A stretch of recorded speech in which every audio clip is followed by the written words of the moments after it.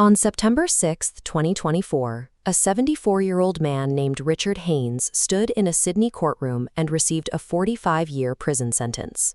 With no possible parole until 2050, it stands as the toughest penalty for child abuse in Australian history. The conviction relied on a witness who shouldn't have been able to take the stand.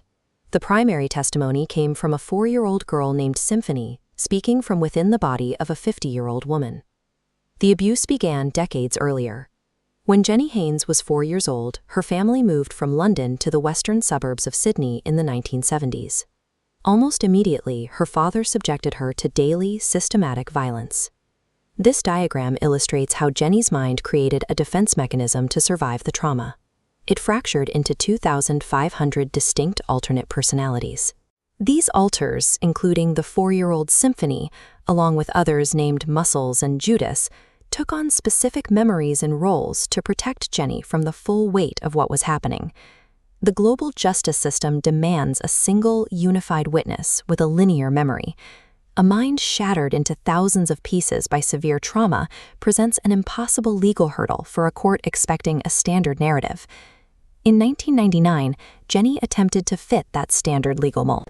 After her father returned to England, she reported him to the authorities, flew to the UK, and prepared to testify in a traditional criminal trial. On the morning the trial was scheduled to begin, Richard Haynes accepted a plea bargain. In the negotiation process, every single charge connected to Jeni was dropped.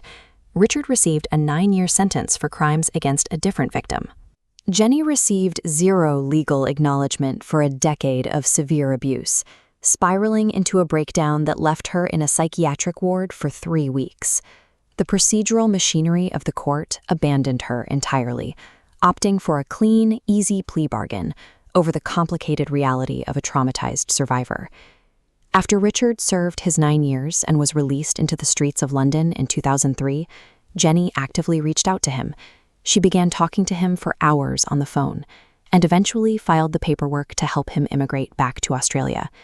He moved into the family home for 2 months, and the abuse resumed. This flowchart visualizes the well-documented reality of survivor trauma. While society expects a rational, straight-line exit from an abuser, extreme trauma often creates a cyclical loop. The survivor is biologically wired to desperately seek the love and protection of a parent, pulling them right back into proximity with the threat.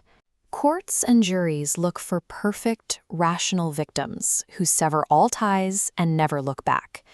Jeni's eventual pursuit of justice required her to conquer not only the man who tortured her, but the deeply ingrained psychological instincts that kept her tethered to him. It took a decade-long investigation by Australian police to force a second reckoning. In 2017, Richard was successfully extradited from the UK to face a Sydney courtroom. This time, Jeni abandoned the attempt to present herself as a conventional witness. She took the stand directly through her alternate personalities, allowing the 4-year-old Symphony and others to give their accounts of specific events. This forced the court to answer a profound question. Can testimony delivered by multiple identities inhabiting a single person be considered credible, actionable evidence? The Australian court decided yes. Richard was convicted entirely on the combined testimony of these alters. This verdict established a legal framework for dissociative identity disorder in criminal proceedings. It proved that courts can successfully adapt to the actual mechanics of human trauma to deliver a conviction. While Richard Haynes will spend the rest of his life in a prison cell, Jeni Haynes earned a PhD focusing on victims of crime. She is currently pursuing civil litigation against her father in a London court, moving to seize his house and remaining assets to ensure he retains zero financial benefit from a life of unpunished crimes. Her story, including her ongoing life with her diagnosis, is detailed in the 2026 documentary We Are Jeni. She does not view her condition as a disorder to be cured by erasing her alternate personalities. Instead, she has reached a state of integration, bringing all 2,500 of her protectors into a functional harmony. The 4-year-old girl who shattered to survive won her life back. Along the way, she forced the courts to rewrite the rules of testimony, transforming her fractured mind into an instrument of justice. She developed 2,500 personalities to survive what her father did to her. Then, those personalities testified in court, He was convicted. He received 45 years, literally the harshest child abuse sentence in Australian history. He will almost certainly die in prison. Now, that is the story you just watched on Max. But here is what the documentary did not have time to fully explain. This is AfterFall. This is what happened after. While you may have just watched the documentary, this explainer delivers the crucial missing pieces they just didn't have time to cover. And it starts with the staggering reality of her survival. 2,500 distinct identities.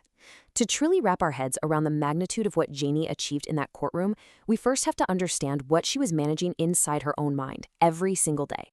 To survive the depraved, just absolutely abhorrent abuse that began when her family moved from London to Sydney back in 1974, her mind fractured.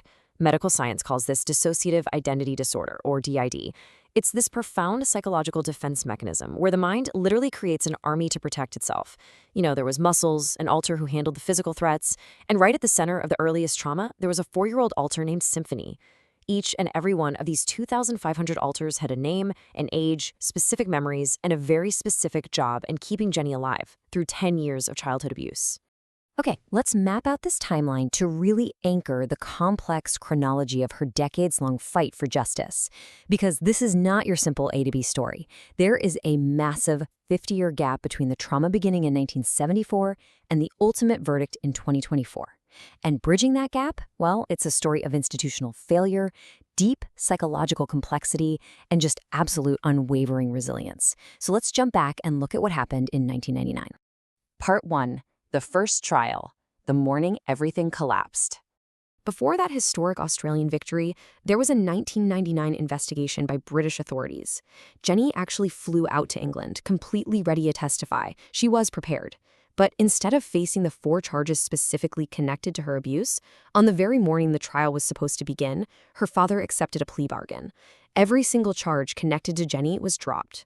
He pleaded guilty to charges related to a totally different victim, served 9 years, and just walked free. The legal system completely erased Jeni from her own case. She received no acknowledgement, no conviction on her behalf, no legal recognition of what had been done to her for 10 years of her childhood. Nothing. Because the legal system gave her absolutely nothing, she came back from England feeling entirely disbelieved. She actually spiraled into a 3-week psychiatric stay, just trying to recover from this massive betrayal by the courts. This devastating plea bargain is so absolutely essential to understanding what happened next. Part 2.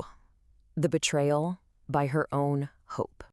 So after Richard served his 9 years and was released, the story takes a turn that, honestly, a lot of outsiders really struggle to understand. You have to ask, why would Jeni reach out to him? But she did. They started speaking on the phone for hours at a time. She described him as caring, considerate even. And when Richard wanted to relocate to Australia, Jeni actually filed the immigration paperwork to help him move back. He stayed in the family home, and tragically, the abuse resumed for 2 months. Now, you might be wondering, how could this happen? Why would a survivor invite their abuser back? Well, it wasn't a failure of intelligence or a lack of strength. It was a profound, deeply human psychological need for a parent, operating right alongside the trauma she'd endured since she was 4. What Jeni wanted in 2003 was not Richard Haynes the abuser. She was desperately hoping for the father she never had. The psychology of survivor relationships with abusers is incredibly complex. But even after this crushing reality, Jeni did not give up. Part 3. Making legal history. After that betrayal in 2003, Jeni didn't back down. Instead, she spent the next decade working alongside police and her psychiatrist of 20 years, Dr. George Blair West, to build an airtight case. And this just brilliantly illustrates her incredible resilience. While managing thousands of personalities and fighting a system that had already completely failed her, she armed herself with an astonishing education. She earned a bachelor's degree, then a master's degree, and finally a PhD, focusing on victims of crime. She literally mastered the very system that had abandoned her, fully preparing herself for the battle ahead.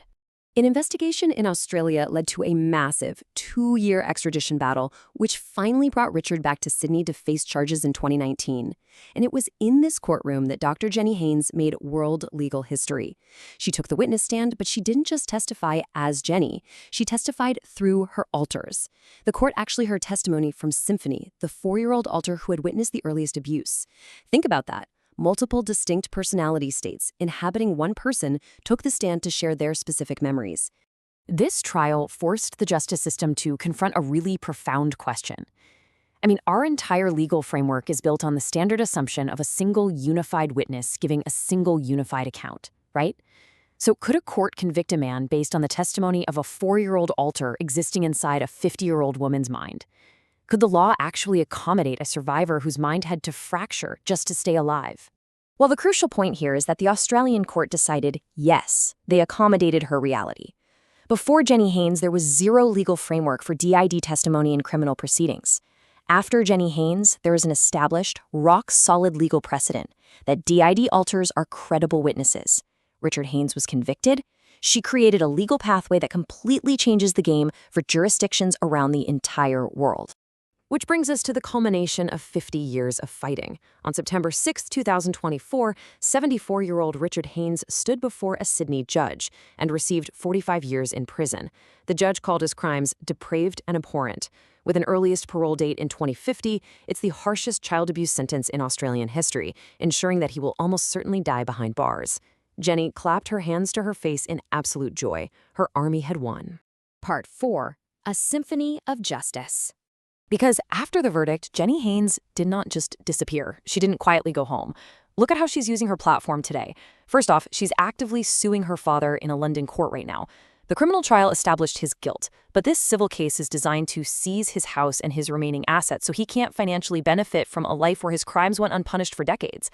On top of that, she co-authored a memoir, The Girl in the Green Dress, and she is tirelessly educating courts and legal scholars globally to make sure this new precedent is understood and applied. You know, what I find most beautiful about where Jeni is today is how she views her alters. She doesn't see her 2,500 personalities as some tragic medical disorder that needs to be cured or switched off. They are parts of her. They're the army that saved her life. As she notes, her goal is integration through harmony, literally everybody becoming a symphony.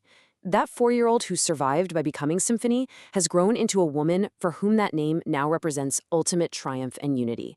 Mental health organizations and legal scholars worldwide are calling this case a monumental turning point. As courts around the globe look to Australia's lead, we really have to ask ourselves, how will this monumental human achievement redefine justice? Jeni Haynes built a pathway for survivors whose trauma just doesn't fit neatly into the system's traditional boxes. She was erased by an English court, betrayed by her own hope for a father, and disbelieved for decades. But she built that pathway anyway, and that legacy is going to echo for generations to come.